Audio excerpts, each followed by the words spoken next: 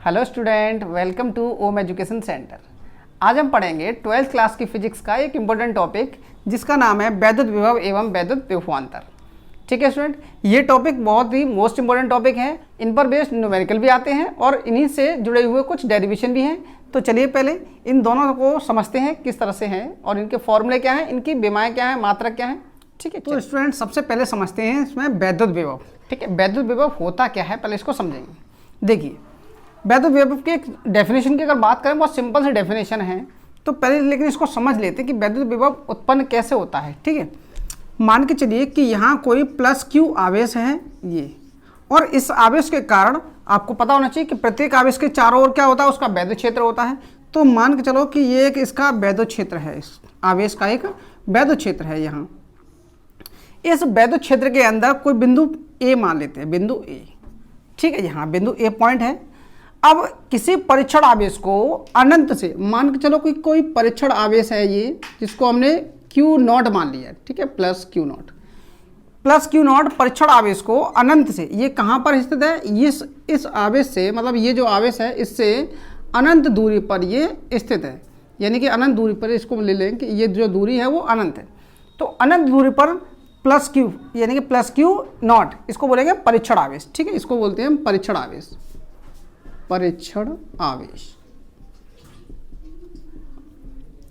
तो plus Q परीक्षण आवेश को जब अनंत से वैद्युत क्षेत्र के अंदर, ये पूरा वैद्युत क्षेत्र है, वैद्युत क्षेत्र के अंदर किसी बिंदु तक लाने में किया गया कार्य उस बिंदु पर वैद्युत विभव कहलाता है।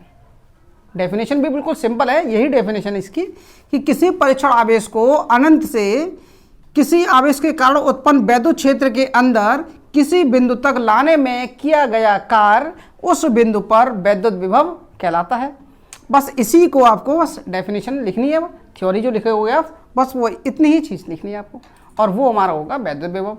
तो स्टूडेंट ये इसकी डेफिनेशन है, आप लिखना चाहें तो इसको लिख सकते हैं, या चाहें तो आप इसका स्क्रीनशॉट ले लें कि किसी बिंदु आवेश के कारण उत्पन्न वैद्युत क्षेत्र के अंदर किसी बिंदु ए पर, कोई वैद्युत क्षेत्र के अंदर ये बिंदु ए है और इस पर अनंत दूरी पर स्थित परीक्षण आवेश क्यू नॉट को, ये अनंत दूरी पर स्थित ये परीक्षण आवेश है प्लस क्यू नॉट, और इसको वैद्युत क्षेत्र के अंदर बिंदु ए तक, यहाँ इसको जो है यहाँ से यहाँ तक जो लेकर आएंगे, तो उतने में जो लाने में जो हमें कार्य करना पड़ रहा है, उस कार्य को इस बिंदु पर हमें क्या कहते हैं, वैद्युत विभव कहते हैं। ठीक है, तो यहाँ इसका फॉर्मूला देख लेंगे, यानी कि V इक्वल हो जाएगा W/Q0। ठीक है ना, किया गया कार्य और आवेश का अनुपात यहाँ पर। अब इसका देख लेते हैं इसका मात्रक। तो यानी कि फॉर्मूला तो ये हो गया है, इसका मात्रक देखेंगे तो इसका मात्रक देखिए क्या हो जाएगा, मात्रक हो जाएगा, कार्य का मात्रक होता है जूल। ठीक है ना, जूल, और जो आवेश है आवेश का मात्रक होता है कूलाम। ठीक है, तो यानी कि इसका मात्रक हो गया जूल प्रति कूलाम। या इसका एक और व्यवहारिक मात्रक होता है जिसको हम आम भाषा में यूज करते हैं, तो उसे बोलते हैं वोल्टेज। ठीक है ना, वोल्ट या वोल्टेज, तो वोल्ट, इसको हम वोल्ट भी कहते हैं। ठीक है, बोलते हैं कि आज जो है लाइट का वोल्टेज कम अप या डाउन हो रहा है, तो वो ये वही वोल्टेज है। अब इसके बाद देखो इसकी विमा और देखते हैं। ठीक है, विमा, तो विमा यहाँ देखेंगे, विमा क्या हो जाएगी इसकी, देखिए विमा जो है यहीं से निकालेंगे, यहाँ से। ठीक है, तो कार्य की विमा क्या होती है, कार्य की विमा हो जाएगी mL2T-2। ठीक है, ये कार्य की विमा हो गई, और अपन आवेश की विमा होती है AT। ठीक है स्टूडेंट, ये आपको पता होना चाहिए, कार्य और आवेश की विमा पता होना चाहिए। अब जब ये दोनों ऊपर जाएंगे तो यहाँ देखिए ये हो जाएगा mL2T-3, क्योंकि T ऊपर जाएगा माइनस का हो जाएगा, तो ये T-3, और A इनवर्स, A जब ऊपर जाता है जो माइनस की पावर होती है उसे हम इनवर्स कह लेते हैं, 1 पावर को क्या बोलते हैं, A इनवर्स। तो इसकी विमा हो जाएगी mL2T-3 A इनवर्स। ठीक है स्टूडेंट, अब देखिए, अब देखते हैं वैद्युत विभवांतर क्या है। तो वैद्युत विभवांतर भी बिल्कुल सेम इसी से जुड़ा हुआ है। देख लीजिए आप, समझिए कि वैद्युत विभवांतर है क्या। चलो इसको थोड़ा सा हटा देते हैं, इसको साफ कर लें, फिर वैद्युत विभवांतर बताते हैं। ठीक है, तो स्टूडेंट आप इसको लिख लें। ठीक है, तो वैद्युत विभवांतर क्या है, यहाँ देखेंगे,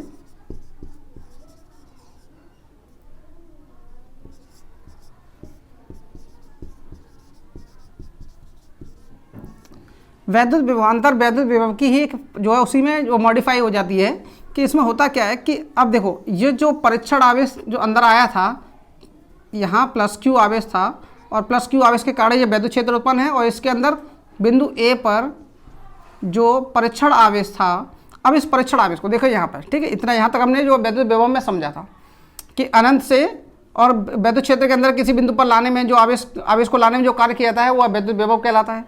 अब वैद्युत विभवांतर क्या है, यहाँ देखेंगे कि वैद्युत क्षेत्र के ही अंदर किसी परीक्षण आवेश को एक बिंदु से दूसरे बिंदु तक लाने में किया गया कार्य वैद्युत विभवांतर कहलाता है। ठीक है स्टूडेंट, देखिए यहाँ पे, यहाँ से एक बिंदु ए से हम इस आवेश को बिंदु बी तक लेकर अगर आते हैं, ये बिंदु बी है यहाँ पर, तो इस आवेश पर, इस परीक्षण आवेश को बिंदु ए से बी तक लेकर आते हैं तो हमें जो कार्य करना पड़ता है वह हमारा कहलाता है वैद्युत विभवांतर। ठीक है, अब बस इसी को लिखना है, बस आपको यहाँ पर लिख दें। तो स्टूडेंट ये इसकी डेफिनेशन आप लिख लें। ठीक है, अब देखिए यहाँ पर विभवांतर यानी कि दो बिंदुओं के बीच विभवांतर क्या होगा, वी ए बी। ठीक है, इक्वल, यहाँ लिख लें दो बिंदुओं के बीच विभवांतर, दो बिंदुओं के बीच विभवांतर। ठीक है, तो दो बिंदुओं के बीच विभवांतर यानी कि वी ए बी इक्वल हो जाएगा डब्ल्यू अपॉन क्यू, या क्यू नॉट भी कर सकते हो, कोई एक ही बात है, कैपिटल क्यू कर दो या क्यू नॉट कर दो। ठीक है, ये तो यहाँ पर अब इसको हम ऐसे भी लिख सकते हैं कि दो अगर दिए हैं जैसे कि V A minus V B equal W upon Q, ऐसे क्यू कोई भी जो है आवेश दिया गया है वो हम इस तरह से लिख सकते हैं। ठीक है, जहाँ वी ए क्या है, बिंदु ए पर, जो बिंदु ए है बिंदु ए पर विभवांतर, और वी बी क्या है, बिंदु बी पर विभवांतर है। ठीक है, यहाँ पर अब देखिए इसके हम जो है मात्रक और विमा पहले ही सिद्ध कर चुके हैं, जो विभव का मात्रक है और विमा है वही इसकी भी विमा और मात्रक होगा। अब इसमें कभी कभी वो 1 वोल्ट पूछ लेता है, डेफिनेशन पूछ लेता है कि 1 वोल्ट डेफिनेशन क्या होगी, 1 वोल्ट की डेफिनेशन। तो जैसा कि हमने फॉर्मूला इसका जो कराया था उसके बाद जो मात्रक कराया था, तो मात्रक में था कि 1 वोल्ट कब आता है, जूल प्रति कूलाम से। ठीक है ना, जूल प्रति कूलाम को 1 वोल्ट यानी कि 1 वोल्ट किसके इक्वल होता है, जूल प्रति कूलाम के इक्वल होता है। तो यहाँ देखें कि अगर जूल जो है यानी कार्य जो है 1 जूल हो और आवेश भी 1 कूलाम हो। ठीक है, जैसे 1 वोल्ट इक्वल कब होगा, 1 वोल्ट इक्वल कब होगा, जब कार्य 1 जूल हो, 1 जूल कार्य हो और 1 कूलाम आवेश हो, तो यहाँ पर 1 वोल्ट कहलाएगा। ठीक है ना, तो जो विभव होगा वो कितना होगा, 1 वोल्ट। तो आपको आई होप ये पूरा टॉपिक आपको अच्छे समझ में आ गया होगा। और स्टूडेंट अगर आपको ये टॉपिक समझ में आया हो तो इस टॉपिक के लिए 1 लाइक जरूर करें। और स्टूडेंट अगर आप इस चैनल पर पहली बार आए हैं तो इस चैनल को सब्सक्राइब कर लें और साथ ही साथ बेल आइकन को भी दबा लें, जिससे आने वाले वीडियो का नोटिफिकेशन आपको बिना किसी रुकावट के प्राप्त होते रहे। मिलते हैं ऐसे ही इंपॉर्टेंट टॉपिक के साथ अगली वीडियो में, तब तक के लिए बाय, टेक केयर।